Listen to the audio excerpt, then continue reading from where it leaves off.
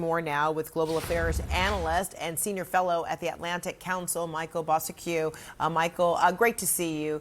So just yesterday, Zelensky was in London meeting with European leaders who have made financial and military commitments to Kyiv. How might this help Ukraine sustain its fight against Russia?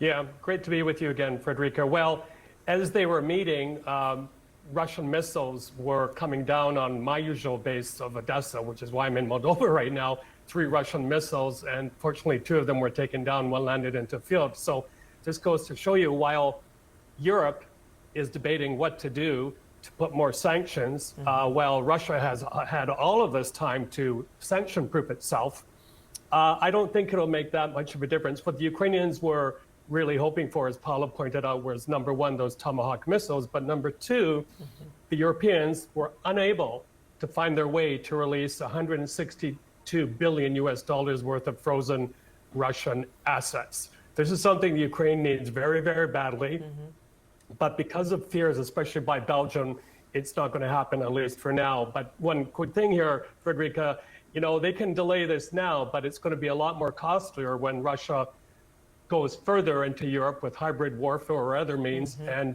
they have to start building bomb shelters, you know. Okay. Well, let's shift gears a little bit because, you know, President Trump, he's on his way to Asia earlier today aboard Air Force One. He was asked about what influence he wanted China to exert on Russia to try and stop this war in Ukraine, and this is how he responded.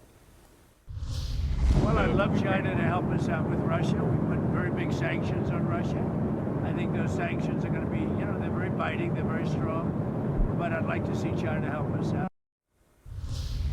Might China, you know, have a role in being influential, helping to end this conflict? Ain't going to happen. We all know that China and Russia have a very tight relationship. I do believe that China is the only state, Xi Jinping is the only leader that could actually sway Mr. Putin to end the war, but he doesn't want to do that. The Chinese have been providing dual-use technology to the Russians to help this war continue. And, you know, I think in the kind of longer range, China is also looking at perhaps, you know, gaining access to Ukrainian rare minerals, Russian resources as well. So they have no interest to stop the war right now. It's a sad thing to say. And by the way, here's a little anecdote for you. Maybe they know something we don't, but they just temporarily closed their huge Chinese consulate in Odessa. I don't know if, again, if they know something we don't, but that's a very bad sign as well, or perhaps worse things to come. One has to wonder, is, you know, Trump kind of passing the buck? I mean, it's been hard to figure out, you know, if there's any real consistency in his strategy or even what that strategy is coming out of the White House. You know, first the president, you know, meeting with Putin, wanting to quickly make a deal to end the war. Then Trump promises to send more military aid to Ukraine. After that, you know, he agrees, then cancels another meeting with Putin. And now, you know, putting sanctions on Russia. So what is the messaging you think that's coming from Trump or the White House to the rest of the world as it pertains to Ukraine? Yeah. Well, you know, Frederick, in Canada, we call him the zigzag president for the very reason that he always changes his opinion or his policies. I think what would be a great thing for Ukraine right now, and for Europe for that matter, is for the center of gravity for these peace negotiations, peace efforts to shift to Europe. But, you know, we saw the role, for example, of Turkish President Erdogan in that Gaza-Israel deal. Very central role. He has a lot of leverage, I think, over Mr. Putin. He has good relationships with the Ukrainians.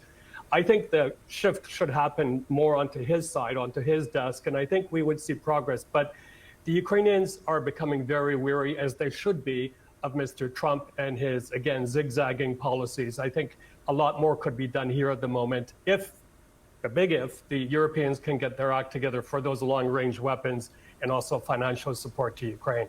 In the meantime, sanctions, whether there are more that come from Europe or even the United States against Russia, is it at all influential? Well, you know, it was interesting. If you read the fine print of the new U.S. sanctions against Russian oil companies, it gives them, if I'm not mistaken, about 40 days or more to adapt. I mean, what the heck does that mean? This gives them time to further sanction-proof themselves. It gives them time to expand their fleet of ghost ships that carry this oil. And then if you can't go after the big purchasers of Russian oil in a coordinated, strong way, India, China, among others, it's not going to hurt Russia. It's a sad state of affairs right now because sanctions was a very sharp tool in the toolbox to begin with. But they've had a lot of time, and by the way, a lot of support from China, North Korea, Iran, and others to sanction-proof themselves. All right. Michael Bociurkiw, always a pleasure to have you. Thanks so much. Thank you. All right, coming up.